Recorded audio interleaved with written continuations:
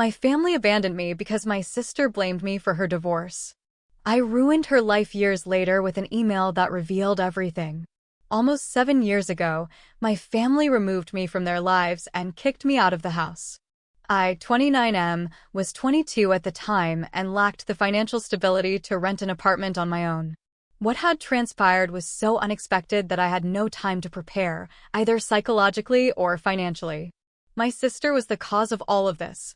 My sister, Hannah, 37F, and I have never been close due to our huge age difference. She married her partner of 3 years, Pete, 39M, when she was 27, and they were married for 3 years.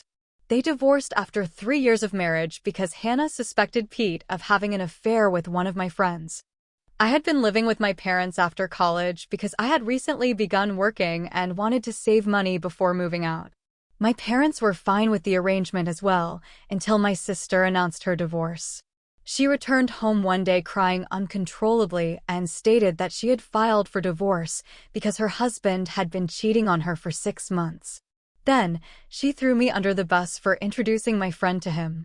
My friend, Emily, 28F, was attempting to gain weight, and Pete, who was a licensed dietitian, volunteered to help her. I had introduced her to him, and it turned out she was the one Pete had been cheating on my sister with. I was startled that this was occurring because while Emily and I were not particularly close, I thought she was a decent lady who would never become involved with a married man. Furthermore, dishonesty was out of character for Pete as well. He was completely charmed with Hannah and only had positive things to say about her, so I found it quite difficult to think he cheated on her. I had serious reservations, but my parents immediately trusted her and did not question anything, despite the fact that she had no evidence of him cheating. They simply accepted her word for it. I'm not going to hold it against them since they would prefer their own daughter over their son-in-law, regardless of who is correct. What I didn't understand was why they so quickly kicked me out simply because Hannah said so. She stormed in one day, had a tantrum, and persuaded my parents to kick me out merely because I had introduced Emily to Pete. She blamed me for destroying her marriage, and my parents agreed for some reason. I was upset and tried to stop my parents, but they refused to listen. They warned me that if I didn't leave, they would kick me out. In only one day, I had lost both my family and my home and had no idea where to go. I was sobbing on the pavement with all my belongings for about an hour before I was able to gather myself and go to a friend's house for the night. I tried phoning them every day for the next 2 days, but had no success. My friend was gracious enough to let me stay at his house until I could find an apartment for myself. Unfortunately, my parents were convinced that I was in the wrong and was to blame for the divorce. My parents had actually told me that they were disgusted by what I'd done before kicking me out, which made no sense given I wasn't the one Pete cheated on. They had blocked my number, so I couldn't reach them at all. When I attempted to visit them, my mother threatened to call the cops if I did not leave. After that, I concluded they were serious and blamed me for whatever had transpired. I don't suppose I had any reason to be surprised, given that my sister was always the favorite child. My parents had never intended for a second child, so I was constantly sidelined. While I didn't care for it growing up, I had no idea it would lead to something so significant. Thinking about it now, I suppose I should have seen it coming, but honestly, I don't think anyone in my position could have anticipated something like this anyway. For the following few weeks, I tried to figure things out on my own. Since Hannah and my parents had effectively cut me off, and I had no way to contact them, I couldn't chat with Pete since he had also blocked me, which made no sense to me. I couldn't find him either because Hannah and Pete had moved out of the house they shared and gone to live with their separate parents. So with no way to contact anyone involved, I turned to Emily, my last choice for finding out the truth. As I previously stated, Emily and I were not very close, but I had to do what was necessary. I asked to meet with her one day and explain the problem. I questioned her if Hannah's claims about the affair were accurate, and she flatly denied it. To be really honest, I believed her. Emily told me that she'd only seen Pete a few times and just professionally, so there was nothing going on between them. She had no understanding why Hannah would say such nasty things about her. She even told me she'd had a stable partner for a couple of years and was planning to marry in a few months. She even showed me photos. What Emily told me was far more believable than anything Hannah stated. I had no proof, but I knew Hannah was lying about the real cause for the divorce. However, because I lacked proof, I was unable to return to my family, and I could not have returned without it. Back then, I was yearning to return to my family because I missed them so much, despite all they had done to me. With time, I was able to overcome it and move on with my life. I found a place and made my employment the focus of my life so that I could distract myself. I also needed to pay the bills, so it was a better way to cope than sitting around feeling unhappy. I was hurting a lot because I didn't have any other options, but I knew I had to keep on with or without the support of my family. Years have passed, and I am doing a lot better in life. I relocated from my small apartment to a much larger one, and I even proposed to my girlfriend of 2 years about a week ago.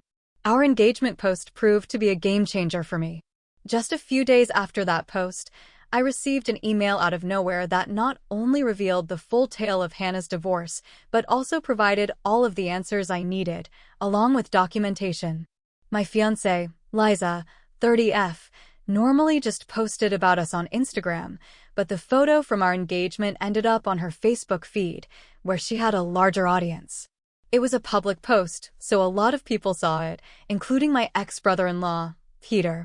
He happened to be someone my fiancée met at a conference a few years ago since she was a doctor, and she ended up joining him on Facebook, where he found me. It truly is a tiny world, and for the first time, I felt pleased with it. Pete contacted me a few days after we posted, but instead of texting me on social media, he chose to send an anonymous email. He subsequently claimed that he did this so he wouldn't feel strange about what he was doing, as it had been several years since his divorce, and he didn't want to appear like a disgruntled loser who hadn't moved on from what happened. Besides, he was the one who blocked me in the first place, so he felt strange and guilty about getting back in touch with me about something that happened so many years ago. The email contained the entire tale and documentation of what happened 7 years ago. When I finished reading it, I couldn't believe my eyes. Apparently, my sister was the one cheating on Pete, not the other way around, as she had been telling us for so long. Not only was that a massive lie, but she had been cheating on Pete with a friend of mine, just as she had accused him of. My friend, Frank, 28M, worked as a clerk at a grocery store near Hannah's house back then. I would never have noticed the connection myself because I had never seen them together. I suppose they had kept it sufficiently under wraps, but not enough for Pete to find out. When questioned, Hannah told Pete that it was all my fault because I had introduced her to Frank and even told her how much he needed her help because he was an aspiring singer, and she was a really excellent singer herself. She agreed to help him, and they were in love before they realized it. She even admitted that I was involved and had helped them keep things quiet for so long. All of this was obviously a fabrication, and I had no idea Frank and Hannah were up to anything. Pete was enraged when he found out and blocked my entire family, which he now admits was idiotic of him. However, he was so enraged that he didn't think much about his conduct. Of course, he told me all of this in person because the email was designed to be as impersonal as possible. He did not want it traced back to him, but I figured it out. He had provided copies of emails between my sister and Frank in which they discussed how easy it was to dupe Pete. The emails were filled with declarations of love and plans for where they would meet next. Hannah couldn't refute any of this because she signed off on the emails with her middle name, which few people were aware of. I had her dead to rights. After combing through Liza's Facebook friends, I concluded that Pete must have sent me the email. My gut intuition told me that it had to do with social networking. When I eventually discovered Pete on her friend list, I contacted him. We planned to meet a few days ago, and he informed me that he learned about what Hannah had told her family from Emily, who had met him a few years before. I had told Emily to keep my side of the story a secret, and I was cursing myself when I realized that if I hadn't said that, she would have informed Pete about it, and I would have been able to prove my innocence a long time ago. Anyway, Emily and Pete ran into one other a few years ago, and she ended up questioning him about their divorce. They started conversing, and he eventually learned what Hannah had told us. He said that he wanted to speak with me about it and tell me the truth, but he didn't because he felt strange. I swear, if Pete hadn't been so easily embarrassed, my life would have been much easier. I did forgive him, though, since I needed his cooperation to completely destroy my sister, and I knew he would agree. Hannah had clearly been lying to my parents in order to secure financial assistance during her divorce, and she had even thrown me under the bus for good measure, knowing that one discussion with Emily would disclose the truth. I couldn't believe someone, particularly someone related to me by blood, could be so selfish. I'm sure Hannah never bothered to correct the record, and my parents had simply accepted whatever lies she'd been giving them during her divorce. She knew that if the truth about her being the cheater was out, she would be in serious danger, and she simply couldn't risk it. That's too bad. The truth had finally come out, and I was going to use it to ruin her life just as she had ruined mine all those years before. I had not seen my family in 7 years, so I wasn't sure if they still lived in the same house, but they hadn't moved. I checked this with an old neighbor before arriving, and I was relieved to discover that Hannah was still living with them as well. That didn't surprise me because Hannah had always been a couch slug who loathed doing her own job. If she could live with our old parents and have them perform all of her duties, she would.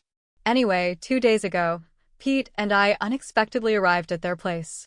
My mother answered the door, and we hardly gave her time to process what was occurring before we walked in. My father and Hannah were also present in the living room. We were back together as one happy family, but only for a short time. Their faces turned nasty as soon as we entered. My father instantly threatened us, saying he'd call the cops if we didn't leave, but I shot back, telling him he could do whatever he wanted once he saw the documents we were about to show them. My parents looked perplexed, but Hannah looked like she was about to vomit and excused herself, heading to her room. I assumed she was trying to flee, but there was no use in doing so. Pete then proceeded to show my parents the divorce papers and screenshots of Hannah and Frank's correspondence while I described the true story. Pete also told my parents that Hannah had to give up our family heirloom, my grandmother's diamond ring, in the settlement. She had to sell the ring because she couldn't afford to pay him the money. She is a high school teacher. My parents were already terrified by what we had told them, and this was simply the cherry on top. We watched the drama unfold as my father demanded an explanation from Hannah for all that had occurred. Despite all of the evidence against her, she continued to lie and cover up the truth, so my father kicked her out. He packed her belongings for her, handed her the bags, and then told us all to leave their house. I didn't need to be told twice before leaving with Pete as my sister cried and pleaded with my parents to let her back in, just like I did all those years ago. This was excellent karma, and I could not be happier. It's been a few days since then, and my sister just arrived at my house a few hours ago, insisting that I immediately make amends with my parents. I had no idea how she located me, but I informed her that I no longer owed her anything. She had ruined my life once, so I returned the favor, and we were now equal. I swear she had no pride left because the moment I said that, she burst into tears and accused me of being a monster. I didn't care about her drama and closed the door as she began to sob uncontrollably. I just put on my headphones and listened to music as Liza, my fiancé, worked in her study so that neither of us would be disturbed. Hannah eventually departed, but not before leaving a message with a marker on my door reminding me that I was nothing more than a vengeful monster. To be honest, I see nothing wrong with what I did and have no regrets, but Hannah appears to believe that I am the villain here. I just did to her what she had done to me some years ago. Only I told the truth, whereas she did nothing but lie and threw me under the bus. So what do you all think? Am I the hole who ruined my sister's life and got her kicked out 7 years after she accused me of causing her divorce? Update 1. Hannah is still troubling me despite the fact that she was kicked out a week ago. I had to threaten her with calling the cops after she called me for the 14th time today before she stopped. I'm not sure how she found my phone number and address, but that's not what I'm interested in right now. Hannah is attempting to get sympathy from me since apparently a school teacher's salary is insufficient for her to support herself, but I don't think that's the case. She's just furious that she has to seek a home and pay her own rent, energy, and groceries now that our parents have booted her out. I don't feel really sad for her in case you were asking. Yeah, I did block her phone multiple times, but I think she's having her pals add me to conference calls, so it's pointless. My parents are as awful, if not worse than Hannah. They found me on Facebook and saw the post announcing my engagement, so they want to be a part of my life again and have expressed a wish to attend my wedding. They have not apologized yet, but for some reason, they expect me to simply invite them to my wedding, which is meant to be a very special day for me. I don't know where these individuals get the courage to say things like this, but I'm not reacting to any of it. Liza and I have had a blast reading their texts because there's no chance they're genuine right now. It's all just very sad for them. Update 2. Hannah showed up at my house again after I threatened to report her for harassment yesterday. I was about to go for work, but she stopped me by flinging herself across the hood of my car and refusing to move until I spoke with her. It was really frustrating, so I ended up contacting the cops this time. They carried her away while she yelled and wept, attempting to paint me as the evil guy, but nobody believed her sad girl play. It took some time to file charges against her, but once I did, I left for work since I didn't want to let this minor incident spoil my day. I was confident that my parents would bail her out because she was their favorite, and I was proven correct. After getting her out, my parents texted me a lengthy message about how I was being far too harsh on them for an honest mistake they made nearly 10 years ago. It was comical since nothing about what my sister and dad subjected me to was either honest or incorrect. They knew exactly what they were doing and were fully aware of how nasty they were. Despite the fact that I had nowhere else to go, they nonetheless sent me out on the street. So now that I can do the same to them, I see no reason to be forgiving or compassionate. I texted my parents back, telling them that they had lost the right to tell me what I could and couldn't do years ago, so they should stop fooling themselves. I have not blocked them yet because I haven't had time to check my messages, but I will shortly. Hopefully, I'll be free of this entire family for good. Update 3. I just got home from work and checked my social media only to discover that my folks had sent me yet another lengthy message. Liza and I went through it together, and I swear it was the funniest thing I had ever read. I suppose the poor people are unaware that nothing they say or do today will cause me any harm. I am just giggling at how delusional and sad they are. Apparently, they still consider us to be family, and they have taken Hannah back in. They've decided that both of their children need a second chance, as if I've ever done anything wrong. So while they have welcomed my sister back in, they also expect me and Liza to come to their house shortly for dinner so that we may settle our disagreements civilly before the wedding. It was bold of them to think that I would want them at my wedding in the first place. We got a good laugh at their dumb message. After that, I wrote back indicating I had no interest in anything they had asked us to. I was content living away from them as I had for the previous 7 years. They had shown me that I was better off without them, and I would be eternally grateful for that. I didn't need them anymore, and I didn't want their supposed forgiveness. They may continue to play happy family with my sister as they had done so far. With that last text, I blocked them for good since I no longer wanted the chuckles. I was done, and I was leaving. I'm sure they'll try to contact me in some way soon, but unfortunately for them, I'm done with it. Liza is the only family I need for now, and I'm content with just her. Unfortunately, my dad and sister have never been able to think beyond themselves, and I doubt they ever will. So the next time they contact me, they will speak with my lawyer, and that is a commitment. Thank you for watching. If you haven't subscribed yet, please do so and hit the notification bell to stay updated with more shocking real-life stories happening around you.